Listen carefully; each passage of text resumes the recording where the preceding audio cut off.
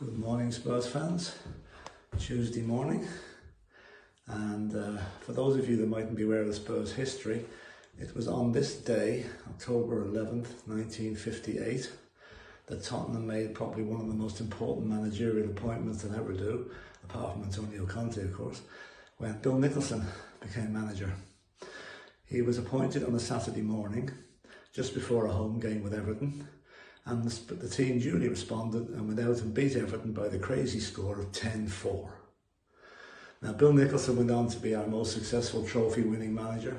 During the 16 years at Tottenham as manager, he accumulated 1 league title, 3 FA Cups, a European Cup Winners' Cup, a UEFA Cup, and 3 League Cups.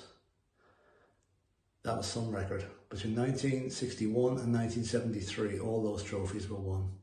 Bill left us in 1974, but continued to be a legend for the club and came back in a capacity as a sort of scout and advisor to the various managers. And he's long deceased now, and he still will be the greatest manager Spurs have ever had. On another matter, I see the team paid a tribute to the Marine yesterday by planting a tree at Hotspur Way in his memory, which is a nice little ceremony. And he continues to be in our thoughts, and his families are in our thoughts for the sad loss for them, and sad loss for the Spurs.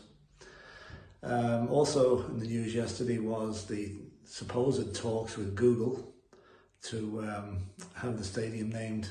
How they're going to do it, I don't know. Google Stadium, Google Arena, I don't know. I know there's been people that say, no, we don't want Google's money. To be honest with you, if somebody comes up with the money Daniel Levy is looking for, I don't really care what they call the stadium. The money is the important thing. And we're now 3 years in and we haven't got a naming partner yet. So hopefully the Google thing comes to fruition, and it'll be good for the club finances and also the image of the club, especially in America, where Google are absolutely huge, as they are worldwide. It'll also have, if you think about it, every time Arsenal, Chelsea and West Ham fans turn on the computer in the morning, they're going to see Google looking back at them. So that's going to remind them of how we've pulled the number on them by getting such a high profile sponsor for our team, for our ground. Another thing I'd like to mention is Harry Kane. Now, Harry Kane, we love him. Other teams' fans hate him. For whatever reason, I just do not know. He's the England captain. I wonder if he scored the winning goal in the World Cup final, would there still be the hatred that there is for Harry Kane? He is the least person in the world that deserves it. And now I see he's launched the Harry Kane Foundation, which is to help people with their mental health. And he went on BBC Kids programme yesterday reading out a children's story at bedtime, which he said is one of the most nerve-wracking things he's ever done. But fair play to Harry. We're absolutely proud of him, what he's doing. He's a model professional footballer, and it's just a pity that some of the players on other teams wouldn't take a leaf out of his book and follow his example. So, what else have I got to say? Tomorrow night, Eintracht Frankfurt's coming up. I'll deal with that one in the morning.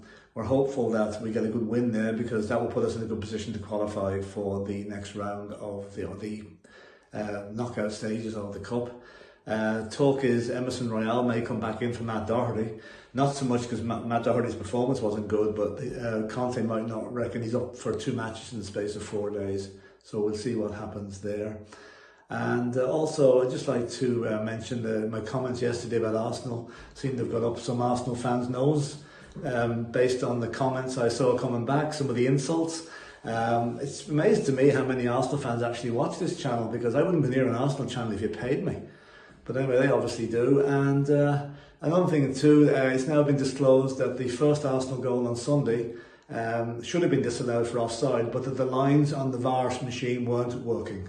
So they really got out of jail that day. They got 2 goals they shouldn't have had, and they should have had a penalty given against them, which it wasn't. So enough about Arsenal. It's all about Tottenham. Back tomorrow with a preview of the Eintracht Frankfurt game. So come on, you Spurs.